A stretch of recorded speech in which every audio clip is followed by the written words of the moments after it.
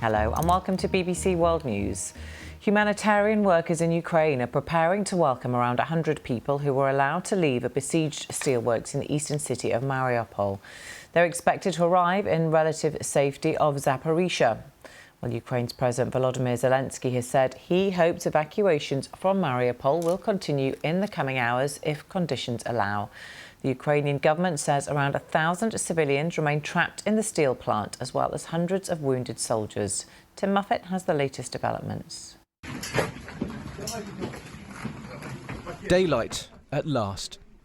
After weeks in a maze of underground tunnels, it's thought around 1,000 civilians have been hiding beneath the Azovstal steel plant in Mariupol, sheltering from Russian bombardment. Supplies had been cut off. Conditions were desperate. Yesterday, around 100 were evacuated. Svyastislav is 6 months old. He's spent nearly half of his life underground. I can't believe it. 2 months of darkness. When we were in the bus, I told my husband we won't have to go to the toilet with a torch and use a bag as a loo. The operation involved the UN and the Red Cross. It's thought evacuees have been taken to both Russian and Ukrainian controlled areas. Ukrainians, our defenders, today we finally managed to start the evacuation of people from Azovstal. After many weeks of negotiation, after many attempts, different meetings, people, calls, countries, proposals, finally. Earlier, President Zelensky met Nancy Pelosi, the Speaker of the US House of Representatives. As well as moral support, America is providing $33 billion worth of economic, humanitarian and military assistance. Do not be bullied by bullies. If they're making threats, you cannot back down. That's my view of it, that we're there for the fight. No one expects that fight to end soon. The training of Ukrainian troops continues. Some have been getting to grips with new weapons, like these short-range anti-tank missiles. For others, after 2 months on the front line, it's time for a short rest. These troops are from the 81st Brigade. This is a good opportunity for the boys to rest and to return to the fight with new energy, to recover physically, morally and psychologically. Meanwhile, in Venice, the Ukrainian Symphony Orchestra has been performing at a concert for peace. The repertoire featured a mix of music by Italian and Ukrainian composers.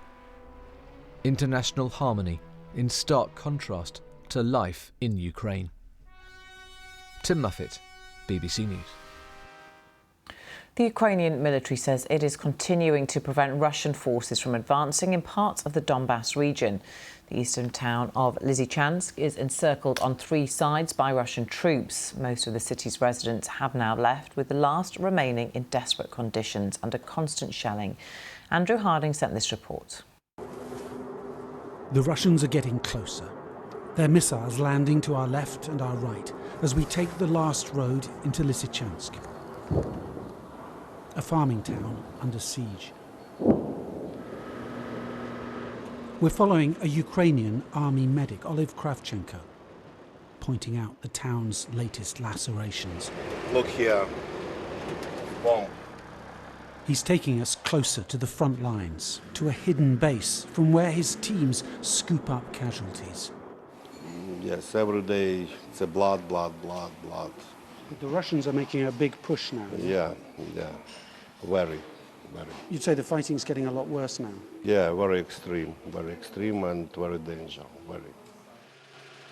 The army have taken over the local hospital. A soldier is brought in by ambulance with a head wound. His injuries are severe, says the medic. There's not much hope for him.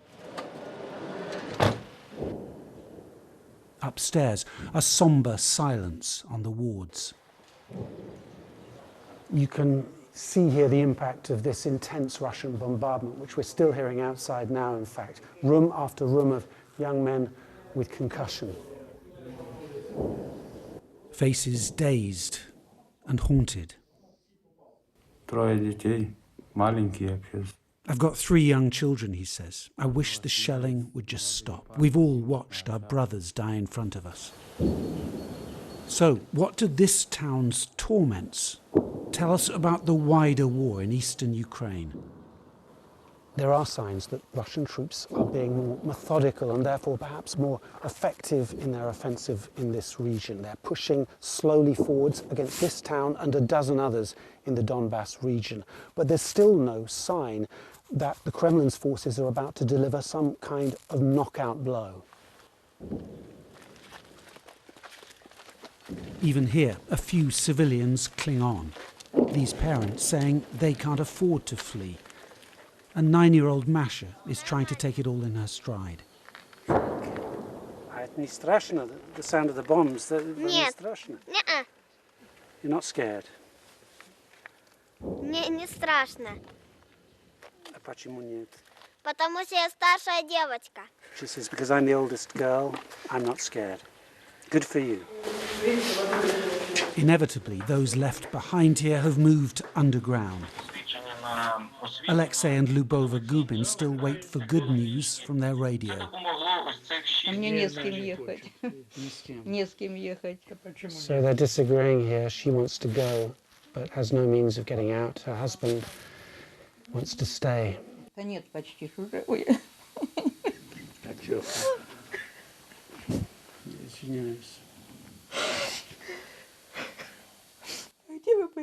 Have you seen what's happened here?